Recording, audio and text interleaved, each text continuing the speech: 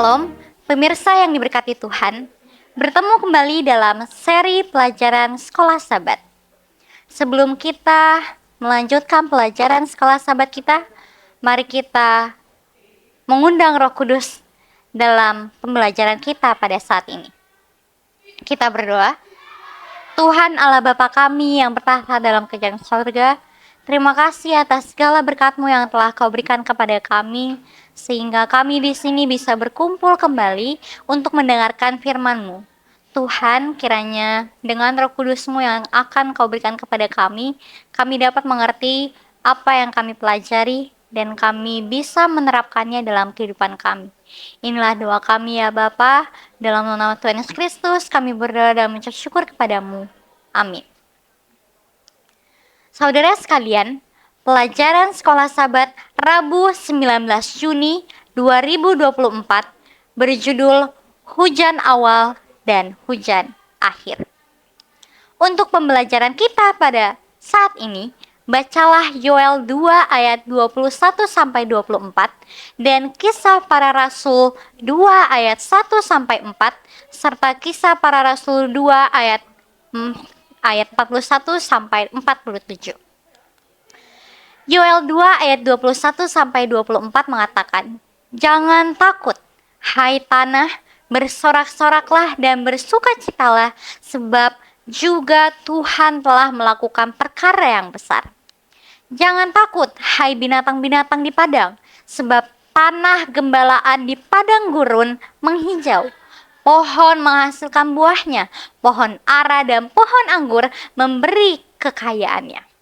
Hai Bani Sion, bersorak-soraklah dan bersukacitalah karena Tuhan Allahmu. Sebab telah diberikannya kepadamu hujan pada awal musim dengan adilnya, dan diturunkannya kepadamu hujan pada awal dan hujan pada akhir musim seperti dahulu. Tempat-tempat pengirikan menjadi penuh dengan gandum, dan tempat pemerasan kelimpahan anggur dan minyak." Kisah Para Rasul 2 ayat 1-4 dan 41-47 mengatakan, ketika tiba hari Pentakosta, semua orang percaya berkumpul di satu tempat. Tiba-tiba turunlah dari langit suatu bunyi seperti tiupan angin keras yang memenuhi seluruh rumah di mana mereka duduk. Dan tampaklah kepada mereka lidah-lidah seperti nyala api yang bertebaran dan hinggap pada mereka masing-masing. Maka penuhlah mereka dengan Roh Kudus, lalu mereka mulai berkata-kata dalam bahasa-bahasa lain, seperti yang diberikan oleh Roh itu kepada mereka untuk mengatakannya. Orang-orang yang menerima perkataannya itu memberi diri dibaptis, dan pada hari itu jumlah mereka bertambah kira-kira 3.000 jiwa. Mereka bertekun dalam pengajaran-pengajaran Rasul dan dalam persekutuan, dan mereka selalu berkumpul untuk memecahkan roti dan berdoa. Maka ketakutanlah mereka semua, sedang rasul-rasul itu mengadakan banyak mukjizat dan tanda.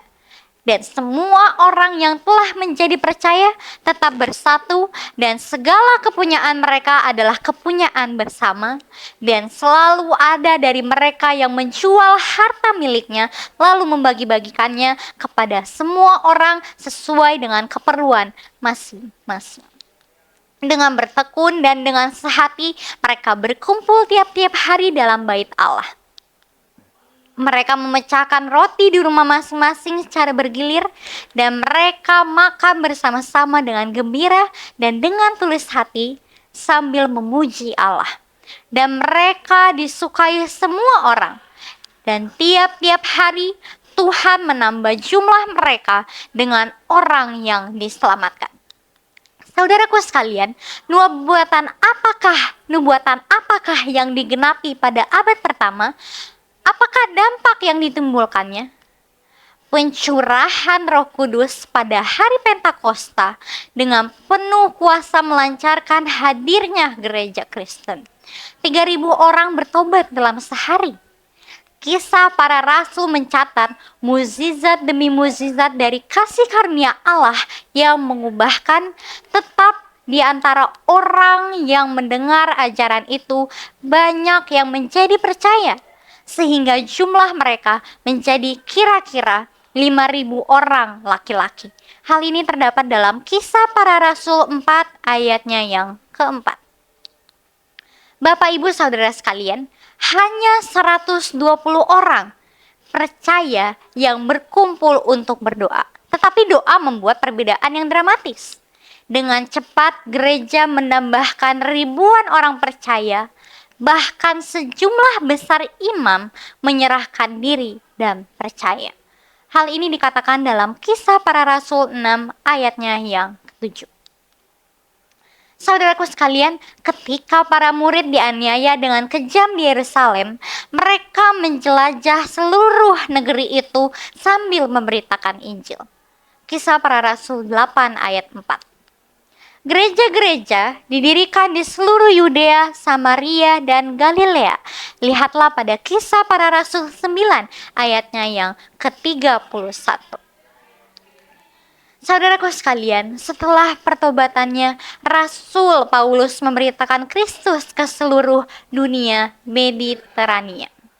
Di Tesalonika, beberapa orang Yahudi yang menentang Injil membuat pernyataan yang mencengangkan.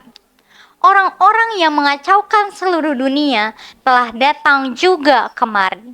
Kita bisa baca dalam Kisah Para Rasul 17 ayat 6.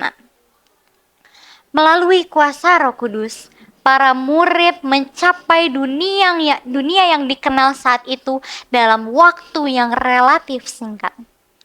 Nubuatan Yoel tentang hujan awal digenapi pada hari Pentakosta, tetapi hujan akhir akan turun dengan kuasa yang lebih besar untuk mempersiapkan tujuan akhir bumi.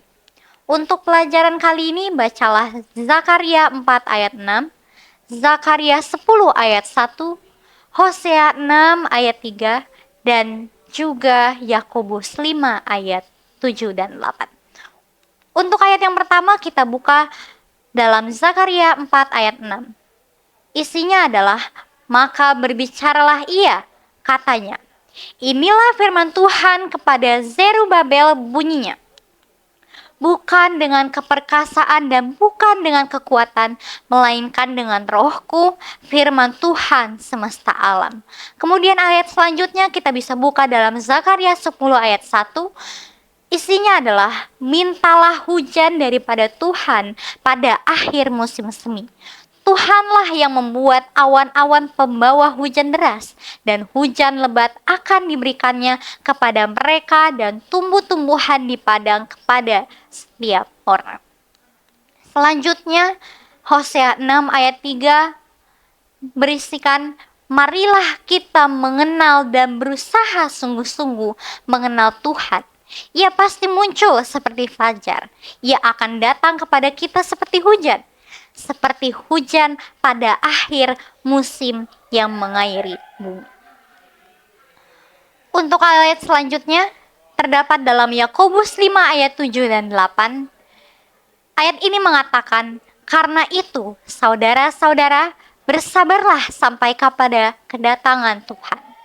Saudaraku sekalian, sesungguhnya petani menantikan hasil yang berharga dari tanahnya. Dan ia sabar sampai telah turun hujan musim gugur dan hujan musim semi. Kamu juga harus bersabar dan harus menumbuhkan hatimu, karena kedatangan Tuhan sudah dekat. Saudaraku sekalian, menurut ayat-ayat ini, bagaimanakah pekerjaan Allah di bumi akan diselesaikan? Istilah hujan awal dan akhir diambil dari siklus panen bangsa Israel. Hujan awal adalah turun pada musim gugur untuk menumbuhkan benih berkecambah. Hujan akhir turun pada musim semi untuk mematangkan panen. Hal ini menggambarkan karya Roh Kudus untuk pemberitaan Injil. Sebagaimana hujan awal telah diberikan dengan kecurahan Roh Kudus, pada pembukaan pekabaran Injil yang menyebabkan benih berharga itu bertumbuh, demikian juga hujan akhir akan diberikan pada penutupannya untuk mematangkan tuaya.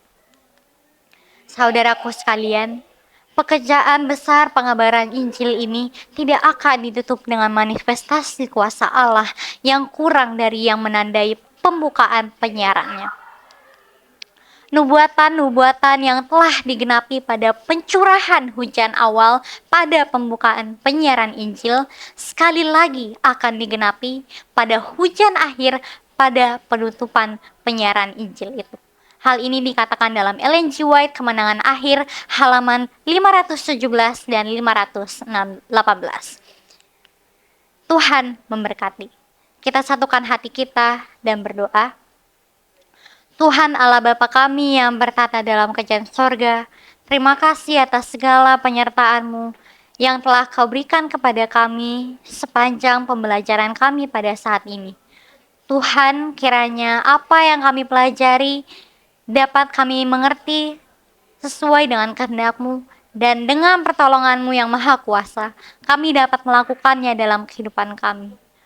Tuhan yang bertata dalam kerajaan sorga, pada saat ini hamba-Mu juga mendoakan bagi para permisa sekalian yang turut berserta dengan hamba-Mu ini belajar dan beribadah kepadamu pada saat ini. Tuhan, Engkau mengetahui pergumulan setiap orang-orang. Tuhan, Engkau mengetahui bagaimana penghalang-penghalang yang kami hadapi untuk datang kepadamu. Tapi kami yakin percaya dengan kuat kuasa-Mu, dengan pertolongan-Mu, Engkau tidak akan membiarkan kami jatuh ke dalam pencobaan, dan Engkau akan memegang tangan kami untuk tetap berada di jalan yang benar. Inilah doa kami ya Bapa, jauh dari kata sempurna, tapi kami alaskan semua permohonan kami ini hanya ke dalam nama-Mu saja ya Bapa. Dalam nama Tuhan Yesus Kristus kami berdoa dan mengucap syukur kepadamu. Amin.